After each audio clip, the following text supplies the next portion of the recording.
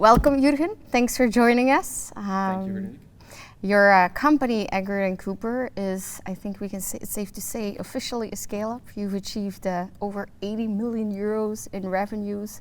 Your pet food bags are sold all over, more than 14 countries, if I got it correctly. Yep. And so while we would say you're a scale-up, I know to many people that's still a bit of a vague concept what scaling is. So it's maybe my first question to you, how you would define scaling and what makes it so uniquely different from just getting started. So first of all, you got your facts right on the business of Edgard Cooper, absolutely. So scaling is basically that period where you're coming out of a product market fit phase and you're moving into a phase where multiple departments in your organization have to grow. And this is happening whilst complexity is increasing because you have more customers, more top line, you have more employees to take care of. And that type of complexity, plus the fact that you have to scale now in a sustainable way, so cost cutting and cost control takes control of that scaling effect as well, that makes it quite complex to be really fair. So it's basically keeping all your balls up in the air and making sure that all your different departments in your business align and communicate accordingly. And there's only one objective in scaling, and that is growing the business as fast as you can. So I hear you saying complex, difficult. You're definitely not alone. We know scaling is a very difficult journey.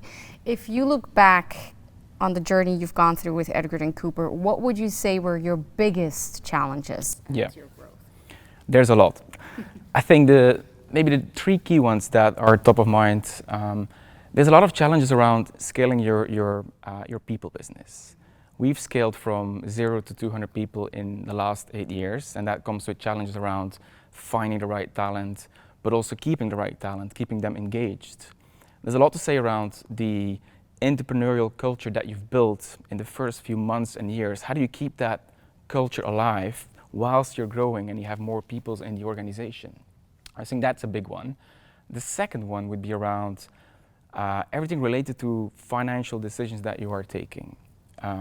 For example, your cash positions, but also at some point you have to understand how you're going to fund the business when you scale the business. Are you going to raise capital?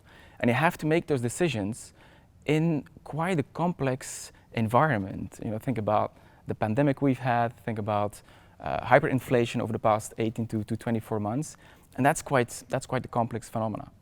And then maybe the last one is around scaling your sales and marketing tactics. In the beginning, you're operating in a certain country, maybe let's say take Belgium as an example, and you're using certain marketing tactics that work quite well. But along the way, when you're growing to an 80, 100 million business, you're investing millions in marketing. And what used to work maybe in the early days doesn't necessarily work today when you have become a bit bigger and a bit more complex, I would say. So when I hear you say challenges, complexities, and so on, I'm thinking, this is not something you want to do all too quickly. So when would you say a company's ready to scale? When were you guys ready to scale? Yeah, I think for us, a key driver was product market fit in the sense of our pets accepting our foods. Are they better with those foods? And we tried to understand that through multiple surveys and a lot of testing in the early days.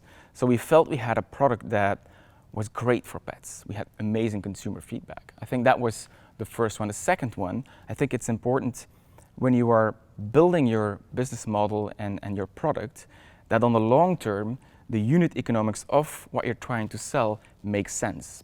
I think it's not that important to have profitability from day one, but for sure you have to have the basis for sustainable profitability, and as such unit economics of the product need to make sense. And I think the way we tried to test that back in Belgium in 2016, we tried to study the rate of sale in our initial stores. So we got the data, we tried to understand how is our product selling versus some of the bigger competitors. I think that was a good benchmark. And then the other one would be our direct-to-consumer channel. So we have a website where we actually get a lot of data, and very early on the journey we were able to use the data to optimize our product offerings and to understand whether something's working or needs a little bit more tweaking before we can take it into the market.